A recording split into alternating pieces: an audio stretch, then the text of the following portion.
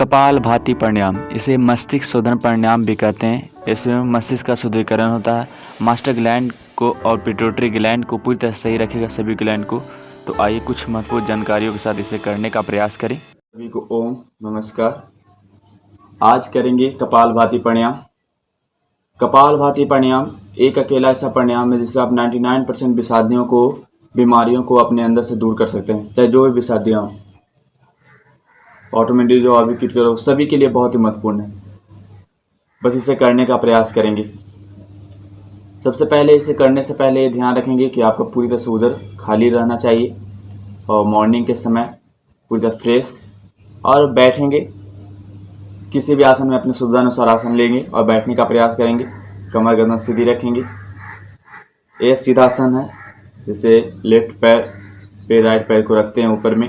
सीधासन में पूरी तरह से बॉडी आपका सीध में आ जाता है, इसे सीधासन से बोलते हैं। तो सीधे बैठने का प्रयास करेंगे, कमर गर्दन सीधी ऑटोमेटिक हो जाएगा और इसे करने का प्रयास करेंगे। कपालभाति प्राणायाम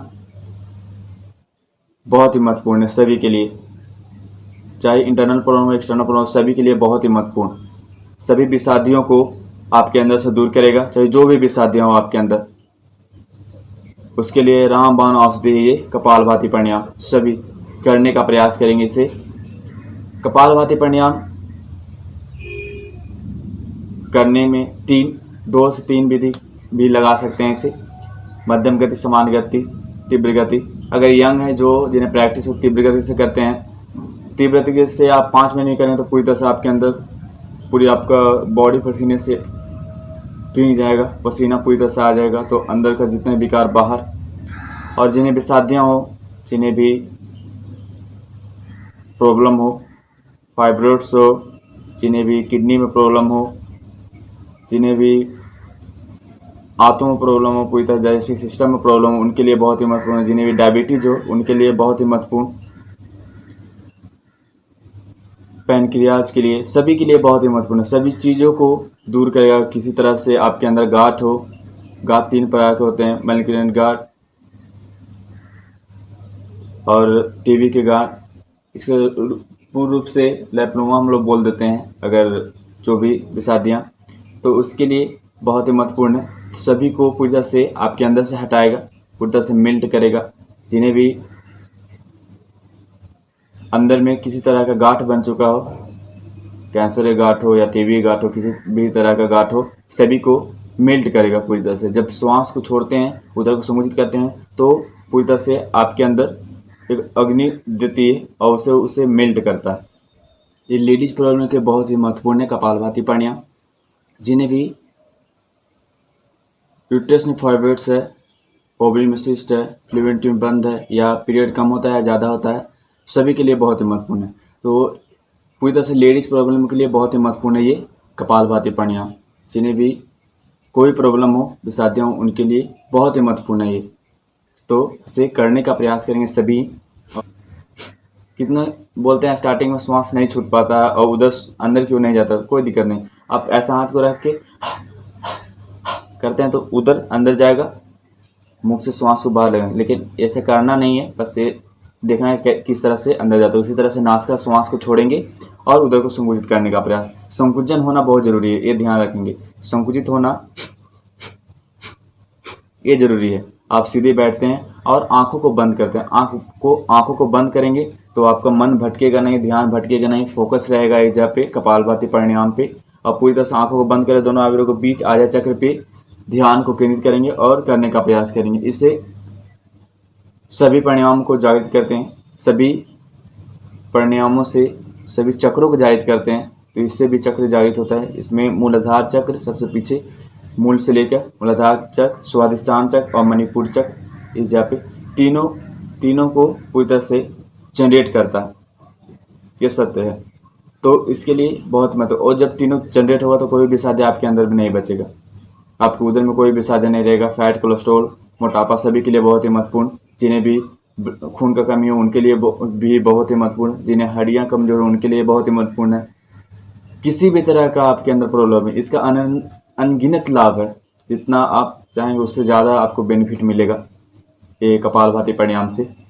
तो इसमें ये पूरी तरह से आपके बॉडी को पूरी तरह से बैलेंस में लाता है।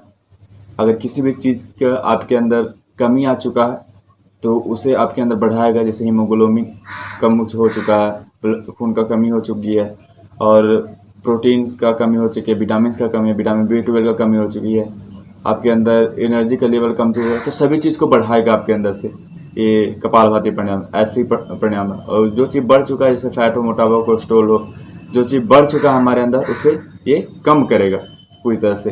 तो सभी चीज़ को बैलेंस करता है पूरी तरह से कपालभाति प्राणायाम। इसे कपालभाति प्राणायाम 2 शब्दों से बना है। कपाल यानी मस्तिष्क, भाति यानी ओज, तेज, आभा, प्रकाश, ज्योतिपुंज, जो भी आप नाम जो भी बोले वो आपके लिए बहुत ही महत्वपूर्ण। तो कपालभाति प्राणायाम सभी के लिए बहुत ही महत्वपूर्ण है, तो करेंगे सभी। एक बार श्वास को लंबी लेंगे और सहज पे श्वास खाली करेंगे। उसके बाद श्वास को छोड़ने का प्रयास, उधर को संकुचित करने का प्रयास।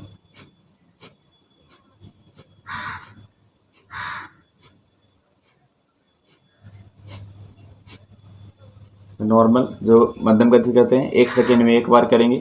श्वास को छोड़ेंगे, उधर का संकुचित, एक दोनों एक साथ होना चाहिए। श्वास बाहर, उधर संकुचित, दोनों एक साथ। श्वास को बाहर, उधर संकुचित करना 1 सेकेंड में 1 बार। ऐसे ही 5 मिनट 10 मिनट करने का प्रयास करेंगे।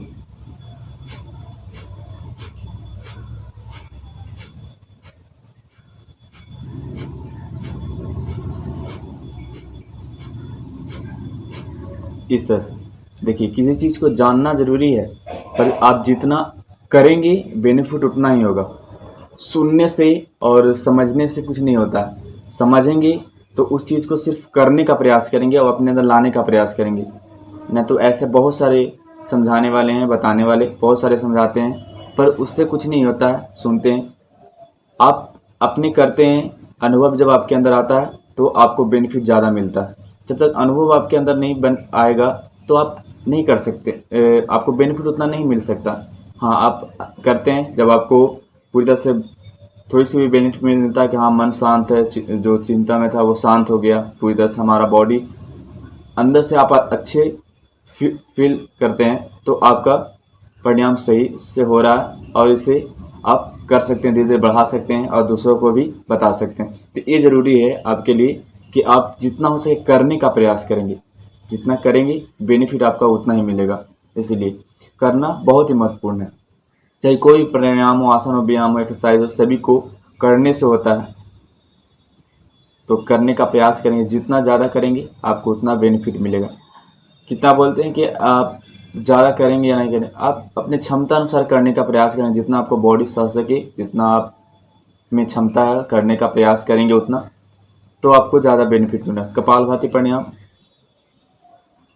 पूरी तरह से मूलाधार से लेकर सहस्रार चक्र तक सभी को जागृत करता है। सबसे पीछे मूल से लेकर मूलाधार चक्र, स्वाधिष्ठान चक्र, मणिपुर चक्र, अनाहत चक्र, विशुद्धि, आज्ञा, इजप और सहस्रार चक्र, सभी चक्र को जनरेट करने के लिए भी बहुत ही महत्वपूर्ण प्राणायाम, और उसमें कपालभाति भी बहुत ही महत्वपूर्ण आता है। इसमें ज़्यादा प्रभाव आपके आंतों पर देता है, आंतों पर पड़ता है, और पूरी तरह से आपका डाइजेस्टिव सिस्टम सही रहेगा, आपका उधर सही रहेगा, फैट हो, कोलेस्ट्रॉल सभी को कम करेगा। पूरी तरह से कहीं भी किसी तरह का गांठ हो सभी को दूर करेगा।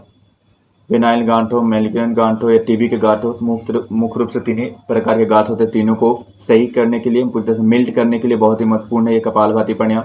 सभी तीनों गांठों को मूल रूप से लैप्लोमा बोल देते हैं, तो सभी को दूर करने के लिए बहुत ही महत्वपूर्ण है। जिन्हें फाइब्रोइड्स हो, किडनी में प्रॉब्लम हो, पैनक्रियाज में प्रॉब्लम हो, तो सभी को दूर करेगा आपके अंदर से पूरी तरह से।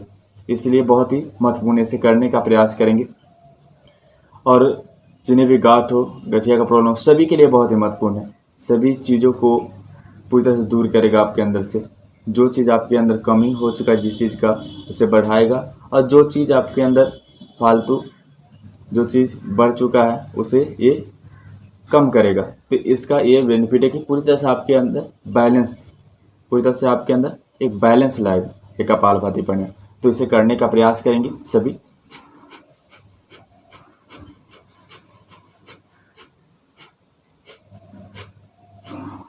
ये ध्यान रखें, जब भी करते हैं तो आपको बॉडी हिलना नहीं चाहिए, या ऐसे नहीं बैठने या हिलना नहीं चाहिए, क्या रे, ये ऐसे नहीं होना चाहिए। पूरी तरह से स्थिर होना चाहिए सभी चीज़।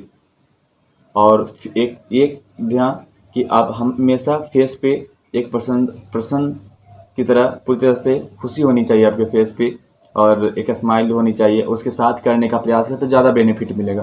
क्योंकि कोई भी टेंशन नहीं लेके करना है, आप करना है जिस चीज़ के लिए हम कर रहे हैं वो सही हो, वो चीज़ अपने अंदर लाना है और करना है। तो जो चीज़ जिस चीज़ के लिए हम कर रहे हैं वो चीज़ हमारे अंदर से दूर हो, यही उस आत्मा परमात्मा से जैसे जैसे आप योग में आगे बढ़ते हैं वैसे वैसे आप व्यष्टि समष्टि की ओर जुड़ते हुए चले जाते हैं और आपके अंदर अतीन्द्रिय ज्ञान, अतीन्द्रिय शक्ति और आनंद को, परमानंद को आप प्राप्त करते हैं और इस आत्मा में उस परमात्मा का प्रकाश व्याप्त होगा तो आप पूरी तरह से आपका बॉडी, आपका मन, चित्त सभी स्थिर हो जाएगा, शांत हो जाएगा। तो इसे सभी करने का प्रयास करेंगे।